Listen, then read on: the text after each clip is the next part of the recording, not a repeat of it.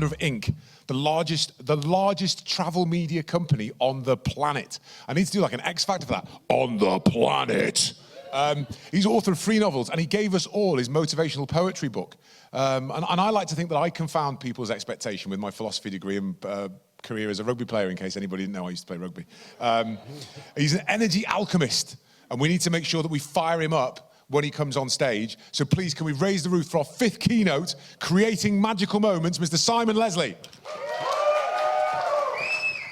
This is a really weird experience for me. This is the last speech I'm doing as co-CEO of Inc.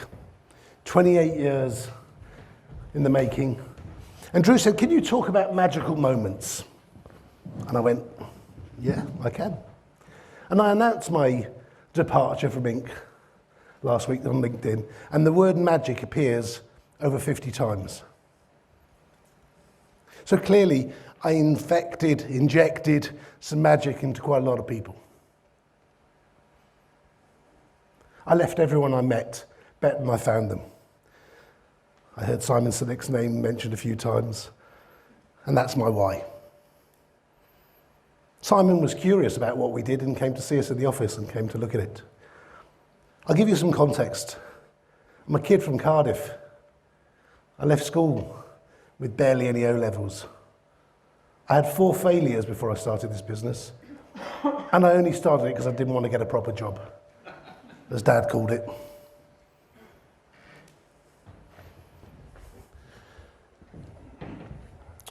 So I had to think a bit about what does magic mean to me, and what I'm going to do today is weave you through the last 28 years of how I've translated magic into business. Because some of you are at different stages of your business career, and I think you can use it all. You know, listening to the speakers this morning, I'm going to join some of the dots. And even for the speakers coming after me, it'll join some of their dots as well. It'll make sense to you at the end of the day. You'll be able to put it all together. Now, I've been to a lot of these events, and I've taken copious amounts of notes, and then done absolutely nothing with them, consigned them to the cupboard of notes. So please, I'm going to give you so many nuggets in the next 20 minutes, 18 and a half. Please just do one thing for me. Just do one thing. One thing and do it well. Because if you take one thing from what I'm about to say, it will affect your business. I started with 6 people. I didn't actually, I started with 1 person in a room in Battersea. And in 2019, when we had 320 people in 5 offices around the world, that wasn't what I was set out to do. And I think anyone that tells you need a 1, 2, 3, 5-year plan is talking out of their backside. Because life gets in the way. So let me define what magic is. 12 weeks ago, I was at an all-hands meeting in New York. I'm part of a group that's got 70 businesses, and there's one other sales company like mine. And the CEO and I are pals. We sit there going, this is crazy, this lot. They haven't got a clue how to run a business, let alone run a bath. And he says, you keep talking about this magic. He goes, what's magic? And I said, look, I'm going to Miami next month. Come and meet me there. And I'll show you what magic is. So he said, all right. I said, there's one rule. You've got to come the night before, and we'll stay together. I'll hire a 2-bedroom flat instead of a 1-bedroom flat, and we'll room together. Because the time that you spend outside the office with colleagues, with other people talking and thinking, is the time where the magic starts to happen. And I want you to close your eyes and have this vision. 2 slightly old, rotund men in their underpants eating Ben & Jerry's ice cream. That's magic.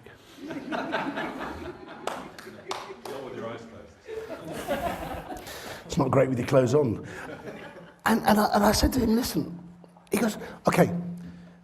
He's very logical. And I said, I always say, don't let the logic kill the magic, right? That sits on my wall and I stare at that every single day. Don't let the logic kill the magic. Yes, but I want to understand, Simon, your KPIs, your processes, and what do you do, what systems you have in place, and what do you do to make sure this happens, and how do you report it in your CRM? I said, I don't know. I said, we have all those systems. I said, but that's not what's important. No, it is important. I said, you're the professor. You need to understand it. I don't. I just need to understand that if I do the right things, magic will happen. He goes, no, it doesn't work like that. And he was literally pulling his hair out going, I said, go to bed, have a sleep, we'll go to the office in the morning. And even on the drive to the office, he's like, yeah, but what about this thing and that thing? And what do you do for that? And I said, Andy, I don't know. Come in the office, see what you think. And he came in and he started to meet people, and the leadership team came in and talked to him, and he's asking their questions, and they had the answers. But I said, I don't know. About 4 o'clock, he said, I've got to go, I've got to catch a plane. He goes, I don't know what the fuck you do here. But you are not like Simon, you're revered. I've got to go, I need time to process this. He goes, but it's fucking magical. And off he went. 2 days later, I get a text from him, and he said, I've really processed it, and I've thought about it, and I wish I could create the emotional connection with my team as you have done with yours. I wish my revenue per head was as high as yours. I wish, and it was a list of things he said, I've taken away from you. By the way, his business is more successful than mine. And I knew I had something. So when Drew asked me to do the talk, I actually went and wrote down and really tried to define it so I could give you something that you could take away with what magic is in business. I'm going to read these so I don't get them wrong. It's the ability to shift the way you see things. Because the magician is asking you to look over here while he's fiddling over here. He's doing this. He's moving his arm so you don't actually see how the magic happens. You see, you don't move. The environment doesn't change, but you do. Say that again. The environment doesn't change, but you do. Because when you've seen a really good trick, you're like, how did that happen? And you're trying to figure it out, but it doesn't matter because the entertainment is there and the result is there. Magic is the invisible dream. It's getting your team to believe what you believe. Because if they don't believe what you believe, if they're not on the journey with you, if they're not on the mission with you, if they're not coming in and doing what they need to do, it doesn't matter what your statement on the wall says or your handbook says. You all have to believe that we're on the same bus. And you have to go through a lot of personnel on that bus to make sure that your bus is going to go as fast as it possibly can. And the third point is, it gives you the match to light your blind spots. Because we all have blind spots in business. And those are the things where the things that happen that you need to figure out. Because when you fix the blind spots, when you go faster, when you do things better than anyone else is doing, I always use the word world class, or 2 words, world class. And it's such a personal interpretation. How do we behave in a world class way in this organisation? And what does it mean to each one of us? And each one of us will have our own interpretation, and that is what we'll bring into the office. When you go to Anfield, it says, you are at Anfield. And you know there's something special about being in that environment. I never forget the day that I put a sign in the office. We were in Shoreditch, and I said, world-class salespeople live here. And the salespeople would come in and go, I did the same thing on the editorial floor. I put world-class editorial people live here. It was down by 2 o'clock.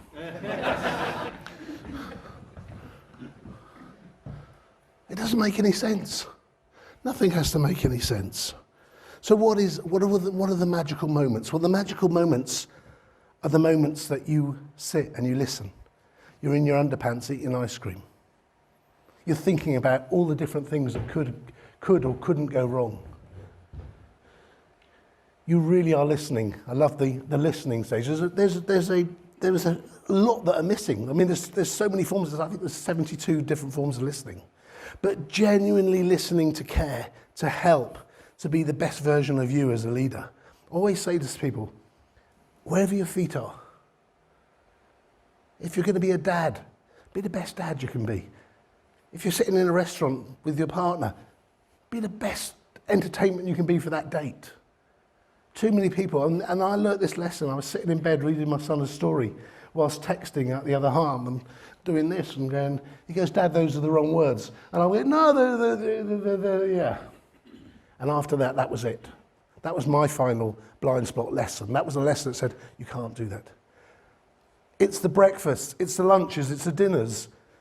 I just had to do my expenses for the last 4 months because I hadn't bothered to do them. And all I could see was lunch, breakfast, dinner, coffee. Lunch, breakfast, dinner, coffee in Miami. Every single day for 5 days. So everybody got to spend some time with me. And I got to listen to them and find out about their challenges. You know, when you have 100 people working for you, that's about 400 or 500 problems walking through the door every single day. You can't fix everyone's problems, but you can at least make them feel good. The magical moments when one of your team walks in and says, I'm going to miss budget. And you go, all right, don't drive yourself mad. It's always next month. We're not going anywhere. That just triggered something. I'll come back to that in a second. I say, don't worry. I trust you. Do your best. Whatever the best you can do. If we come short, we come short. I'll have you back. Never missed a budget. Because they go back to the team and they teach the team, they treat the team the same way. We can do this. We've got trust here. I'm trying to think what that triggered and I've forgotten. But it is really important. Don't make the corporate people's problems your problems or your team's problems. And corporate might be you. When you're in a small business, you're the corporate. You're the one that's at the top of the tree, telling everyone that you expect them to do it the same way you know your standards are. Who cares? Your standards might be crap. They might be able to do it a lot better than you. But it's making sure that you're spending those moments getting the best out of your team. When they get bad news, be there, phone them, be personal with them. Don't send a text. Write handwritten letters. Do the little things that make a huge difference. We heard them today. We heard them all talked about. The little things make a huge difference. That's what magical moments are. I want to give you 3 things that I want you to take away from today. 3 more things. The first one is to do. To do or not to do? Do I have a list? I know all of you have got to-do lists, bucket lists. We called it the 100 list. In my last book, I wrote my 110 list because I wouldn't settle for just 100. 100 things I'm going to do before I die. And then one day I was having breakfast with a guy and he said to me, have you done a to-done list? I said, what's a to-done list? That's those who are falling asleep in the back. A to-done list. What's a to-done list? He goes, write down the things you've done.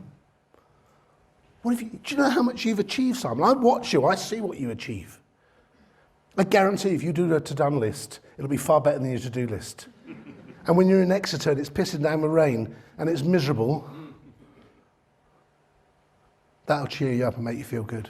Because we spend way too much time thinking about the things we don't have, worrying about the things we don't have, things that we want, and not actually enjoying the things we've done and appreciated. We ever talked about this morning about the papal ceremony?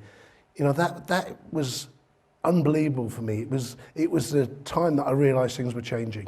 And I went to Michael Buble's on Monday night, and everybody's sitting there with the video camera videoing the songs. I'm like, you're frigging here. Just sit and enjoy it. Just listen to what the band's got to do. He's only got 3 songs. I mean, he did 5 Elvis songs. Be there, be present. That's why I didn't bring any slides. I want you to listen to me, not watch the slides. I don't care what's on the slides. If you're not entertained by me, then I'm very sorry. Number 2, find your superheroes. Who are those people who are going to make a difference in your life? Chris Voss, you talked about. Chris, when I was going through hell and high water and back, and just in case, just to give you some context of my journey, I've gone through 9/11, I've gone through 2008, I've gone through 2012, I've even gone through my own destruction phase. You know, when you succeed so well in business, you decide to try and destroy it. I'm sure some of you have gone through that phase too. And I had Deloitte's on one door trying to switch the lights off, and me on the other side trying to switch them back on again. And then I thought, oh, I survived that. 2015, I really focused. 2015 to 2020, I doubled profitability every year. I thought, I am a superstar. There is nothing that's going to get me now. Bear in mind that everything I do is travel.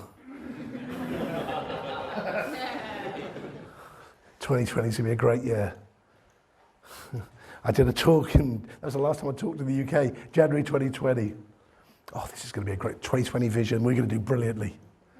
Within 9 days of March, my 20-something anniversary, I'll have to cut that bit out, 23rd or 4th wedding anniversary, I'd gone from 150 million to minus 10 in 9 days.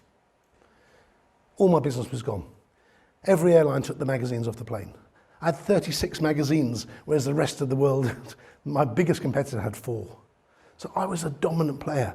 How did you survive? We're in the Phoenix. I was literally a phoenix from the ashes. And I needed my superheroes, and I found them. And I wrote a book called Equanimity, which is why it's on the screen. And it's the diary of February 2020 to December 31, 2021. What I did, the 49, 50 people who came in and talked, which included a lot of the people Chris said and lots more. And they talked about everything. And I wasn't planning on writing a book, by the way. And suddenly it dawned on me, oh my God, there's so many amazing lessons in here. And as we enter probably another phase of uncertainty right now, there's so many nuggets of information in those chapters from all these amazing speakers that if you're going through any type of problem in your business, if you're in growth, if you're in scale, if you're in contraction, if you're in whatever the different phases, I only know growth. Whatever phase you're going through, there is a story and something to help. There's cultural stories, there's health and well-being stories, there's team building and culture stories. They're all there and they're all to help. And I found my superheroes. I found superheroes within my organisation who I love and adore, and I made sure that I made them healthy, wealthy, successful, and helped them change their lives. But it's so important to have a vision and a plan that's bigger than you. People don't turn up to work for money. They turn up because they love what they do and they're passionate about it. Or if they don't, they turn up for money. And they'll leave you for the $5 more, £5 more.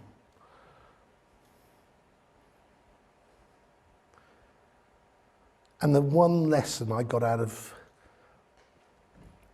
the pandemic was every opportunity is gift wrapped in a problem. And I told this story in America, and I didn't realize that they didn't have pass the parcel as kids there. See, some things that we are really British and wonderful. So pass the parcel, the music stops, you peel back the paper, and at some point someone's going to get the opportunity or get the prize. That's what business is. You get lamped with loads of problems. Most people give up on the first, second, third, fourth, fifth, 12th problem.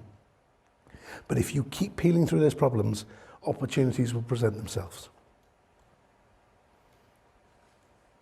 Opportunity is now here, right now, on this stage, in this theatre, in Exeter. You either will see it, or it will go next door and go and see somebody else. That's a big magic. Opportunities are magic. You've been sat there watching Shark Tank and you've gone, that was my idea. Very true. Opportunity visited you, had a little percolate around your brain, and you went, no, I'm not ready for this, a bit too scary. And it found somebody to do that job for them. That's how opportunities work. That's a big magic in opportunities. But they come gift wrapped with loads of headaches. And you've got to peel through those headaches. And those headaches are called business. They're called staff issues. They're called customer issues. They've got customer cash flow issues. They're all just telling you there's an opportunity. The soon as we had that within our organisation, the sales team would go, I've just lost a big deal. Bigger one's coming. In the beginning, they're very cynical salespeople. They go, no, it's not. But after a while, they started to believe me. And bigger deals started to come. Oh, we've just lost a client. It's an opportunity. Nothing gets you down anymore. I remember the day of running a business, and sorry, I lie. I wasn't running the business was running me. The phone would ring and it was a client, and I'd go, oh, I don't want to speak to her. Everyone's done it. You look at the phone, I mean, I don't know why you look at it like this, suddenly thinks it's going to go away. It doesn't. You've got to push the green button. And now I answer the phone and I say, hi, it's Simon Leslie. How can I brighten your day? I promise you that diffuses every problem that any customer's going to scream at you with. It makes them chuckle. You get them laughing, you dissipate half the problem. It's really, really important. And I'll finish with a story, because I think stories are really important. Because if you don't tell stories of what you do, if you're just a UX designer, if you're just a lawyer, if you're just an accountant, but if you help change people's lives, if you help people make a difference, if you inspire a generation, people are prepared to go way beyond what it says in their contract. Because that is what the magic is, really. It's doing the things you don't get paid to do. It's doing things when people are not watching. It's going the extra mile for you. So there was this fella. He was called Amazing. And Amazing, unfortunately, I think his mum was playing Amazing Grace when he was born. So he said, I'm going to call him Amazing. And Amazing was a wonderful chap. As a child, he was ridiculed at school by his teachers mainly. That's amazing work, Amazing. And then he'd sort of get to his teenage years and his mates would go, come on, Amazing, see if you can pull yourself an amazing one.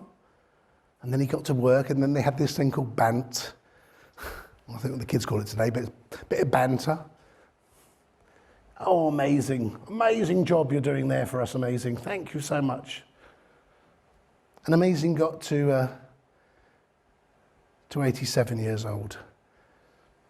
4 kids, 16 grandkids, had a most wonderful life.